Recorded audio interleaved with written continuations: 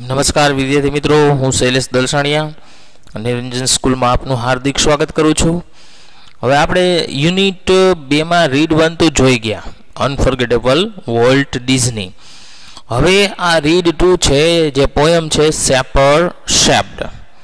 बराबर, पोएम तो खास समझवानी होय छे कारण के आना उपरथी प्रश्नों छे पूछाता होय छे अने जेटली पोएम तमे व्यवस्थित समजशो એટલા છે તમને પ્રશ્નોને સમજવામાં અને એને લખવામાં પ્રોબ્લેમ્સ ઓછી થશે।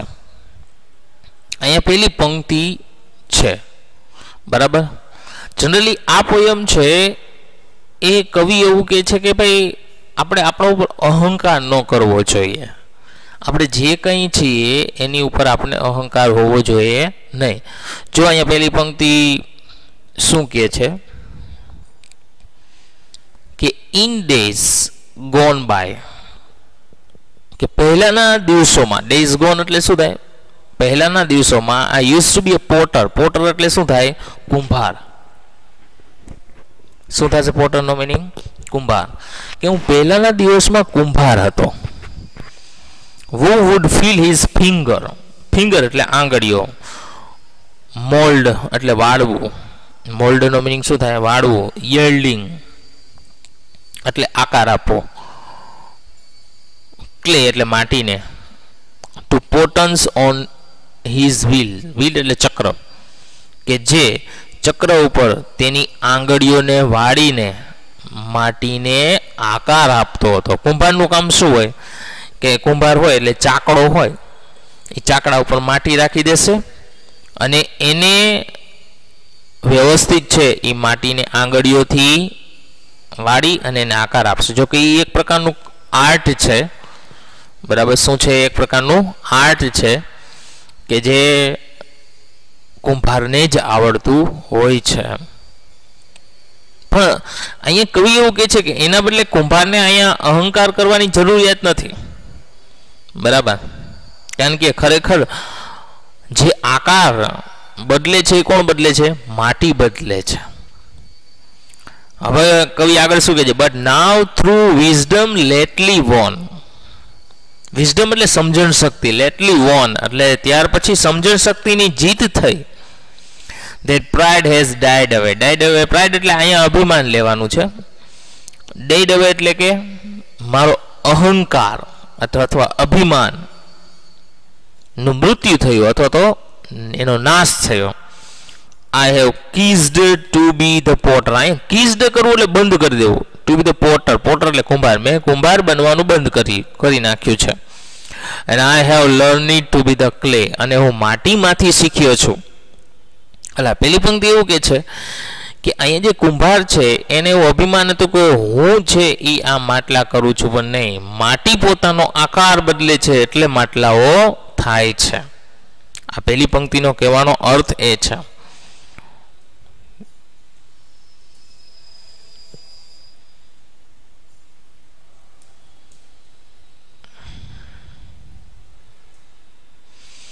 જોઈએ એના પછીનો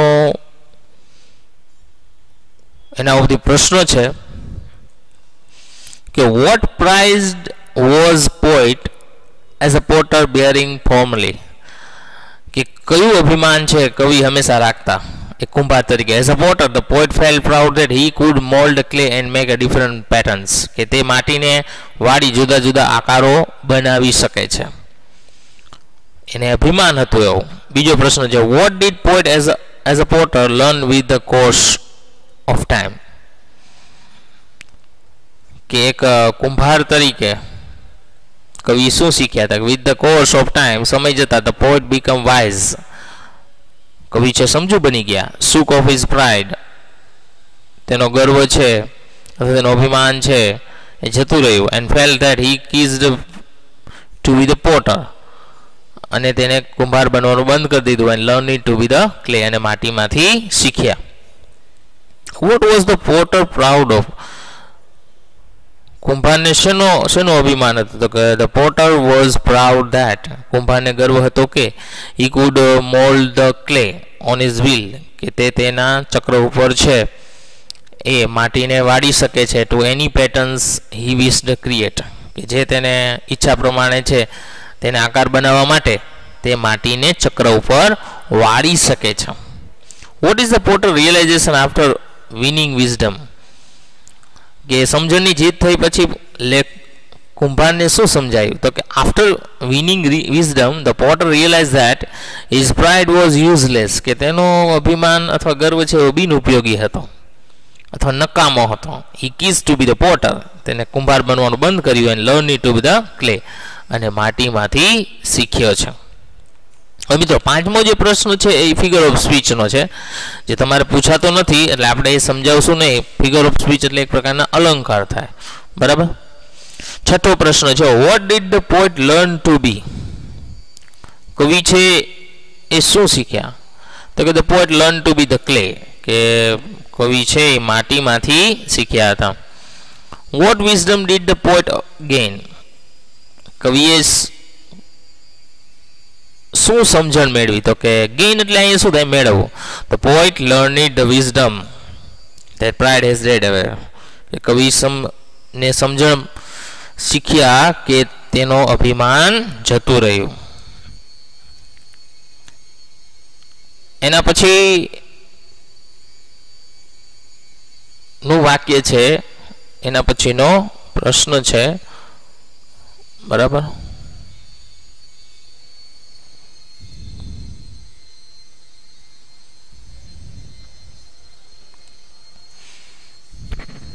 હવે મિત્રો તમારે છે ને આ જે પંક્તિ છે એ ત્રીજી હશે, બરાબર. પંક્તિ કેટલામી હશે? ત્રીજી પંક્તિ છે. એટલે પહેલા આપણે આને સમજીશું, બરાબર. પહેલા આને સમજીશું, બીજી પંક્તિ આપણે પછી સમજીશું, કારણ કે બીજી પંક્તિ તમારે સોંગની હશે. તો પહેલી અને આ ચોથી પંક્તિ ડાયરેક્ટ આપણે સમજીએ. ઓકે. તો કે I was a fashioner of sword in days. I was fashioner of swords in days. Fashioner of swords, swords એટલે તલવાર, કે હું ફેશનર એટલે બનાવનાર, એને આકાર આપનાર, કે હું તલવારોને આકાર આપનાર હતો. That day એટલે તે દિવસોમાં, that now are gone, કે જે હવે જતા રહ્યા છે. Which on 100 battlefields glitter. 100 એટલે સેંકડો, બેટલફિલ્ડ એટલે કે યુદ્ધના મેદાનો, ગ્લિટર એટલે ચમકવું. જો અહીંયા ત્રણેયના મીનિંગ એક જ થશે, ગ્લિટર્ડ, ગ્લીમ્ડ એન્ડ શોન, કે જે સેંકડો યુદ્ધોના મેદાનમાં ચમકી છે, ચળકી છે, કે વગેરે વગેરે શબ્દો તમે વાપરી શકો છો. કારણ કે કવિને તલવાર બનાવવાનો શોખ હતો અને એ તલવાર બનાવતા હતા. But now that I am brimming with the silence of the Lord. Brimming એટલે એ બાજુ વળવું, સાયલેન્સ એટલે શાંતિ, of the Lord, Lord એટલે ભગવાન. પરંતુ હું હવે ભગવાનની શાંતિ તરફ વળ્યો છું. અહીંયા કવિ શું કે છે? પરંતુ હવે હું ભગવાનની શાંતિ તરફ વળ્યો છું. શાંતિ એટલે કે હવે મને લડાઈમાં રસ નથી, લડાઈમાં કોઈ રસ નથી. પેલા કવિને એવું થતું કે હું તલવાર બનાવું તો એ બહુ સારી બાબત કહેવાય, પણ હવે એને સમજાયું કે તલવારો તો યુદ્ધ જ કરાવે, સાચી શાંતિ તો ભગવાનના ચરણોમાં છે. આઈ હેવ કીઝ to be the sword maker. મેં તલવાર બનાવવાનું બંધ કરી દીધું. And have learn to be the sword, અને હું તલવારમાંથી શીખ્યો છું. એ શું કહે છે કે મેં તલવાર બનાવવાનું બંધ કરી દીધું અને હું તલવારમાંથી શીખ્યો છું. તો એના ઉપરથી પ્રશ્નો છે મિત્રો. પહેલો પ્રશ્ન, what do the word fashioner of the sword in stanza means?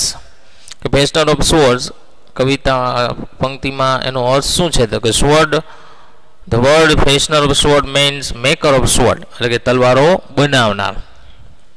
Vote does the poet mean by I am brimming with the silence of the Lord? કે કવિ I am brimming with the silence of the Lord, કે હું ભગવાનની શાંતિ તરફ વળ્યો છું, એનો અર્થ શું છે? તો કે the words I am brimming with the silence of the Lord. The poet means that now he has grown wise enough to understand the futility of the war. કે હવે તે યુદ્ધની જે ક્ષમતા છે અથવા ક્રૂરતા છે એને સમજી ગયા છે. And peace is the ultimate need to of the world. અને દુનિયાને શાંતિની જરૂરિયાત છે. What does the word fashioner in the stanza means? ફેશનરનો અર્થ શું થાય? તો કે in the stanza fashioner means maker એટલે બનાવનાર, ઓર ક્રાફ્ટમેન પણ થાય, બે અર્થ થાય, મેકર અને craftsman. What message is convey through this stanza, કે આ પંક્તિ દ્વારા છે એ શું સંદેશ પહોંચે છે? તો કે the message convey through this stanza is silence prefer to war. Prefer to war, કે યુદ્ધ કરતાં છે શાંતિ વધારે સારી છે. તો મિત્રો અહીંયા સુધી રાખીએ છીએ. બરાબર, આપણે જો પહેલી અને ત્રીજી પંક્તિ સમજાય છે, હજી બીજી અને ચોથી બાકી છે. બરાબર, બીજી અને ચોથી બાકી છે, એ નેક્સ્ટ લેક્ચરમાં આપણે સમજીશું. અત્યારે અહીં સુધી રાખીએ છીએ.